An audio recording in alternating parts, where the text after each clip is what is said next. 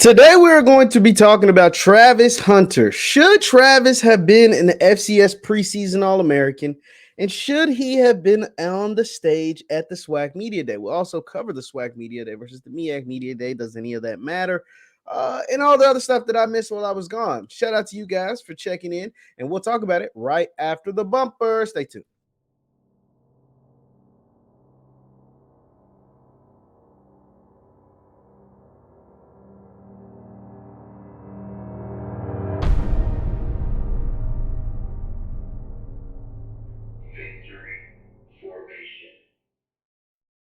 My people, what is good? What is good, my people? My name is JeffLightsYJr. Here with the Black Boss Channel and Victory Formation. Thank you guys for tuning in. Be sure to hit that thumbs up button, like, share, subscribe, and the notification bell because we upload every single day, even though I've been gone for a few days, but I'm back and I'm here to talk about some of the headlines that was making a lot of waves and a lot of noise and a lot of views and a lot of everything while I was gone. And one of the first things that I want to address is Travis Hunter. I want to speak on this because I thought these topics were very interesting, brought up by Scotty Offscript and the Blue Bloods, and they were talking about.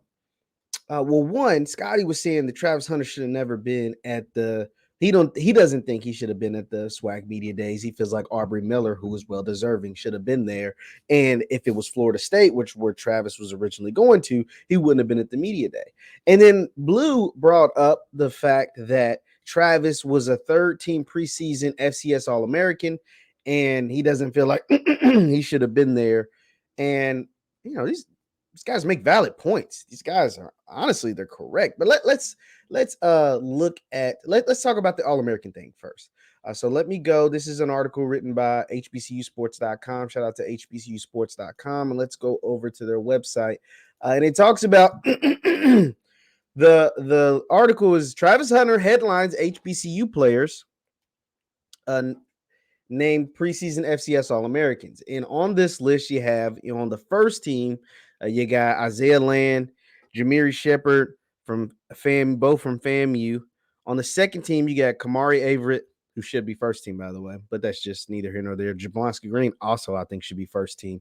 Jablonski Green, South Carolina State, Kamari Averett of Bethune-Cookman, Jordan Lewis of Southern, and Isaiah Bolden, kick return on second team. He should be first team as well. And then on the third team, you got Ibrahim from Alabama A&M, the wide receiver, Xavier Smith from FAMU, Mark Evans from Pine Bluff, and Travis Hunter. Now, here is what they said about Travis Hunter. Rounding out the list is the only true freshman HBCU player to be selected to a preseason team, Jackson State's Travis Hunter.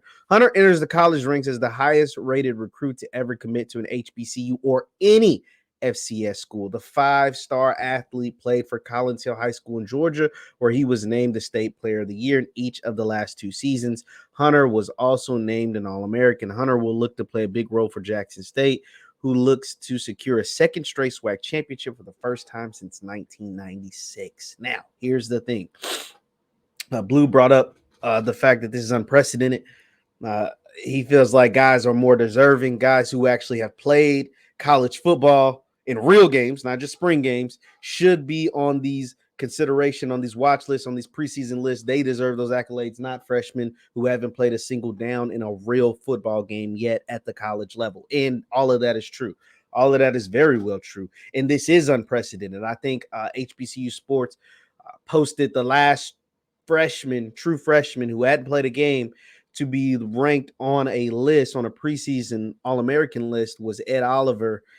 Was on a preseason list, and he was at the FBS level at the University of Houston, and he was on a preseason list, and they got that one right. He ended up being a first-round pick by the Buffalo Bills, and he was dominant. He destroyed my Louisville Cardinals, by the way. But here's the thing about Travis. This is unprecedented at the FCS level. This is even, and to some extent, unprecedented at the FCS level and just on the football level in general. This isn't unprecedented. This is something they actually do in college basketball all the time. You see high-level, highly ranked freshmen on the college basketball level ranked as on preseason watch lists and preseason All-Americans before they ever played a game. And the main reason I think you see that more on basketball than football is because, one, basketball, albeit as a team game, individuals shine more in basketball. right? Like you can take over, especially at any position in basketball, you can take over a game because you affect both the offense and the defense. In most cases in football, a player, it's hard for them to, unless you're a quarterback, it's hard for you to take over a game because you only, in most cases, play one side of the ball. In Travis's case, not only is he the highest ranked recruit to ever choose an FCS program, let alone an HBCU program, he also is someone who plays both ways. And to the voters, I don't even know who the voters were in this Stats FCS All-American. I think there's a bunch of different media people because Blue said he's now a voter.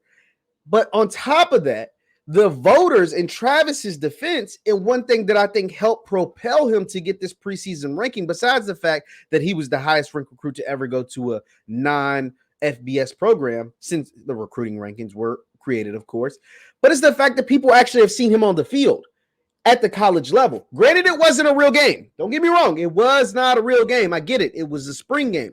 But in that spring game, think about it. In that spring game, think about what Travis did. He had 2 interceptions, including an interception on quarterback 1, the quarterback who won the Jerry Rice Award, the quarterback who was an FCS, had a bunch of postseason awards after his true freshman year, had a pick on him, another pick, and 2 touchdowns. That's pretty damn impressive. That's living up in our first ever seeing. Like, honestly, when the Jackson State spring game came about, I was like, there's no way Travis can live up to the hype that he's been receiving in a spring game. It's just going to be too hard. They're probably not going to play him a whole lot, which they didn't. And they're probably, it's just going to be really hard to showcase his true skill in a freaking spring game. And somehow, some way, he exceeded expectations. And so voters have that. When they're voting for these things, I don't know when the ballots were due, but I'm sure they were due after spring ball since we're going into fall camp. And so their last vision of Travis and their only image of Travis on a college field against college players at the college level was him catching 2 picks and scoring 2 touchdowns. To me, that's worthy of preseason accolades. I can dig. So you add the fact that he's the highest rated recruit to ever choose an FCS program, the highest rated recruits in the recruiting modern day era to choose an HBCU program. And the first time we see him on a college field against college athletes, albeit second team, whatever y'all want to say, he scores 2 touchdowns and catches 2 interceptions. I can get behind him being on the preseason list. That is enough for me to go along with your star ranking to put you on a preseason list. Like I said, they do it in basketball all the time. And in basketball, now, granted, I get it, it's different sports, but in basketball, they do it. And then a lot of times, those guys that they put in the preseason rankings, the Paolo Bancheros, the Chet Holmgrens, the whoever, the Jason Tatums or whoever, the 5-star upper echelon guys that they put on these preseason lists, they end up having most of them have great seasons. They're 1 year, they're in college, and then they're taken in number 1, 2, 3, 4, 5, top 10 in the NBA draft. Paolo went number 1. Chet went number 2. Those are 2 guys that were ranked in preseason All-American things last year. And then in the postseason, they were All-Americans. Sounds like the voters got it right. Because talent, cream always rises to the top. And if this guy is what he is supposed to be advertised and what he displayed, not just what he's as advertised, he actually displayed it against college players. Now, you can say it was a spring game all you want, and I get it. But the voters have eyes just like we do. And the voters saw what he was able to do on a college field against college players that play for the defending SWAC champions. This is not a soup sandwich scrub. Players that play for the defending SWAC champions, the team that just went 8-0 in the SWAC last year, won 11 games last year. Travis gets on the field and instantly becomes the best player. Instantly became the best player. Not just off hype and hearsay. He proved it. They threw his way twice. He caught 2 interceptions. They threw to him twice. He caught 2 touchdown passes. One a fade in the end zone, and the other, I don't even know where the hell the corner was at. It was a 75-yard touchdown. That's worthy of getting preseason nod. That is worthy of getting preseason accolades. That is worthy, to me, I can just say to me, to be recognized as a preseason All-American. Because at the end of the day, it's just a preseason award. It means absolutely nothing in all honesty. It doesn't mean anything. He still is going to have to go out there every single week and prove that he is the best player, and prove that he was worthy of that ranking, and prove that he made the right decision, and prove that he can help improve this team who just won a SWAC championship. Every single week he's going to have to do that and prove that he made the right decision by going to Jackson State over all those FBS Power 5 programs that wanted his services. So I have no problem with it. I have no problem at all with Travis Hunter being a preseason. What is it? Third team All-American, FCS All-American, preseason. Hit that thumbs up button, like, share, and subscribe. The other thing was talked about while I was gone was, now, should Travis have been at the SWAC Media Day? There were other players on Jackson State who were probably more deserving of Travis to be at the SWAC Media Day. Aubrey Miller was the big one, I think, off script said, and rightfully so. Aubrey is preseason going to be, in the running for Defensive Player of the Year in the SWAC.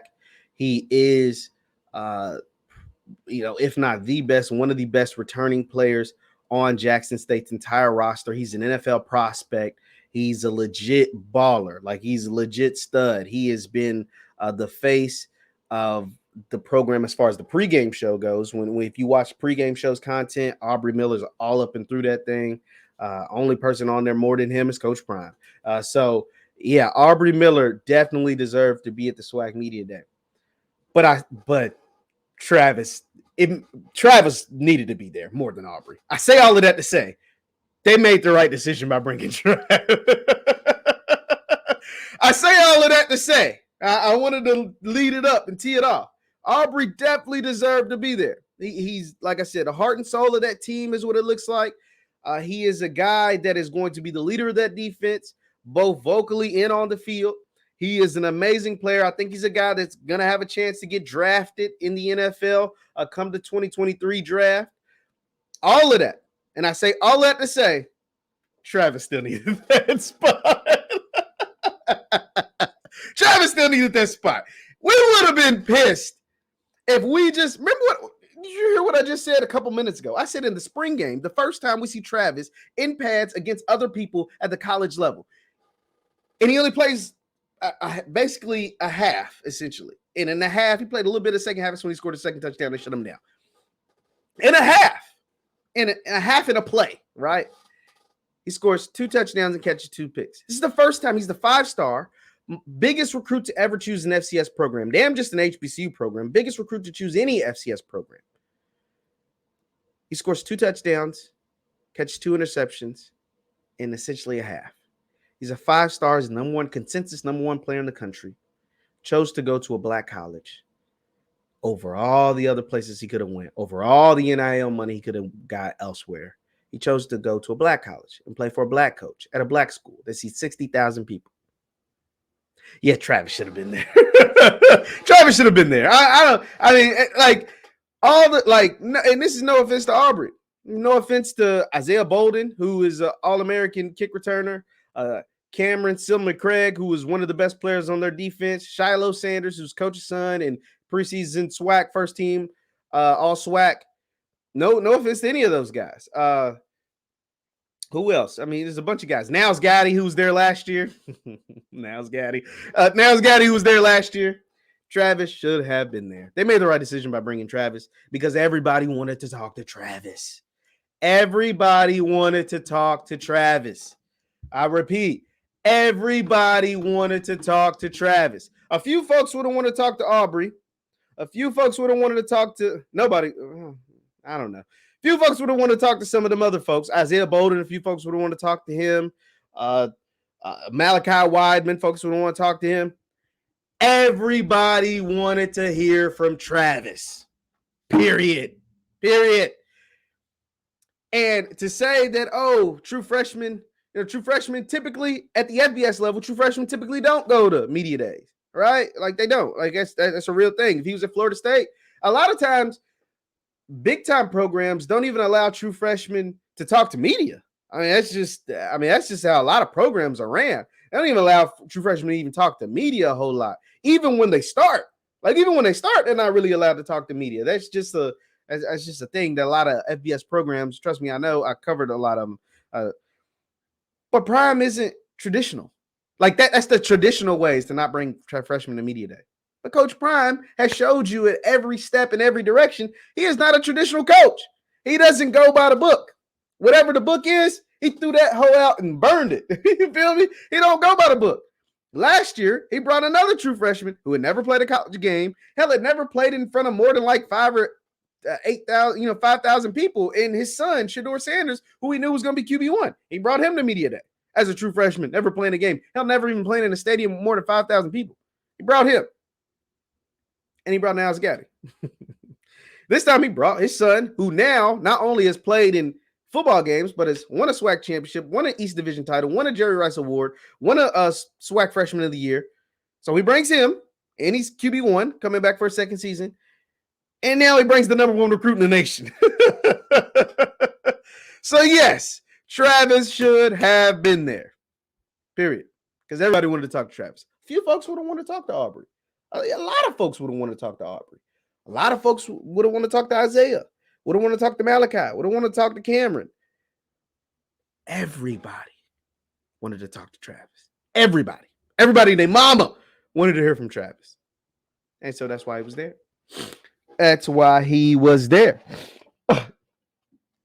Be sure to hit that thumbs up button. So yeah, no, Travis should have been there. They made the right decision. And like I said, Coach Prime has never been traditional. He's never been, and he keeps asking, what is tradition? What is culture? What are these things? Because if we continue to just say, oh, we do that because that's the tradition, oh, we do that because that's the culture, that is how you continue to stay in last place. That is how you continue to stay in the back of the bus. That is how you continue to not progress, not to be forward thinking, not to do, like, we got to break the mold. We have to continue to break the mold if we want different results. Then the definition of insanity is doing the same thing over and over again and expecting different results. And so to get better results, you have to do different things. And part of doing some of those different things is not just bringing the guys who are politically correct. It's bringing the guys the people want to talk to. The people want to talk to Travis. The people want to talk to Shedeur. Because Shedeur and Travis, one thing I would say about them, that's different from a lot of the players from JSU and even a lot of the players across the different schools, is that outside of these things, like SWAC Media Day and different stuff, like, we don't hear from them a lot. You don't hear from Travis a whole lot. He doesn't come on my podcast. He hasn't come on CFL or Off Script or Blue. He hasn't done an interview with any of them outside of the Media Day. Shedeur, I think Shedeur was on Off Script. He went on Off Script a year ago. But outside of that, he don't do a whole lot of these media things. He does his NIL stuff, and he does stuff with his dad, the endorsements and stuff. But they don't hop on platforms a whole lot and speak. And so when you get a chance to talk to them at a media day, that's where you want to do it. And it seems like that's where they're focusing their attention and purposely doing those and keeping themselves out of the media a ton, right? As far as like doing like little podcasts and different bits like that, different media bits. So yes, Travis should have been there. Absolutely, no doubt about it.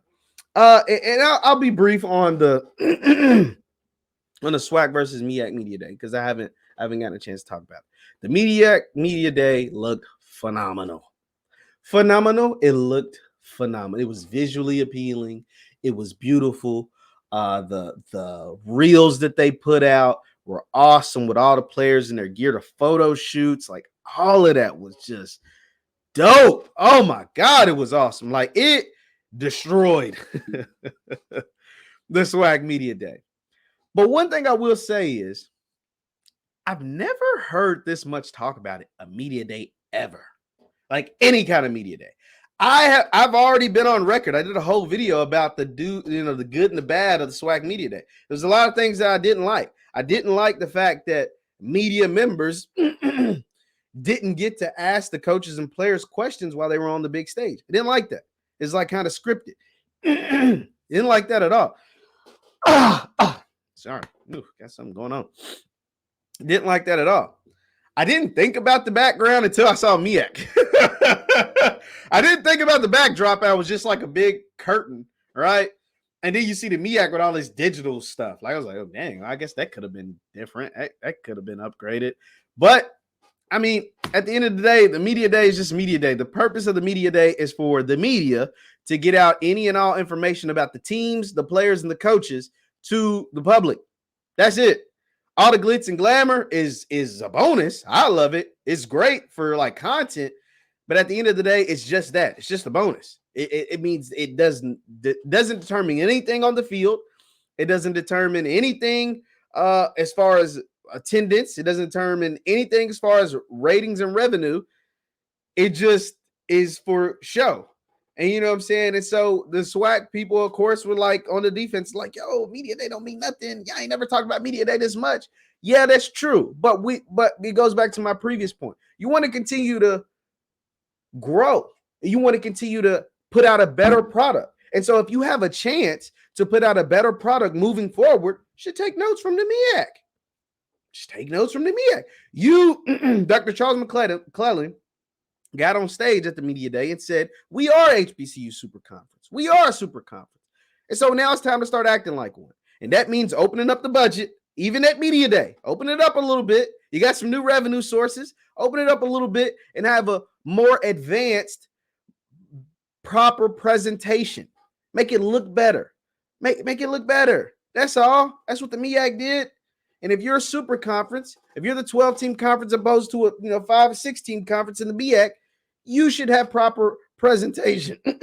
You should be able to do some really funky, cool stuff. You should be able to upgrade and continue to advance and continue to push forward. Don't just say, hey, this is why we always done it. It gets the job done. No, continue to go forward. Continue to advance, to continue to progress. Take notes. It's okay. It's okay to learn. Players F up too. Man, players F up too. It's okay to be like, okay, we got hit across the chin by the MEAC. They outdid us. But just don't allow it to happen again. That's it. Just don't allow it to happen again. You took one right across the chin and been taking them on the field from the MEAC for a while. I think it was 16 SWAC MEAC Challenge Celebration Bowl. The MEAC is 16-5. And so that's one thing they can hang their hat on. They can say, yeah, we might have a small conference, but this small conference is still 16-5 against the SWAC. 11-4 in the SWAC MEAC Challenge and 5-1 in the Celebration Bowl. So they're doing something right up north. Yeah. So shout out to the MEAC, man. Shout out to the MEAC. Once again, my name is JeffLightsyJr with the Black Boss channel and Victory Formation. Thank you guys for tuning in. Be sure to hit that thumbs up button, like, share, subscribe on your way out. You can follow me on Instagram and Twitter at JLightsy7. That is Instagram and Twitter at JLightsy7. Thank you guys for tuning in, and I will see you next time. Peace.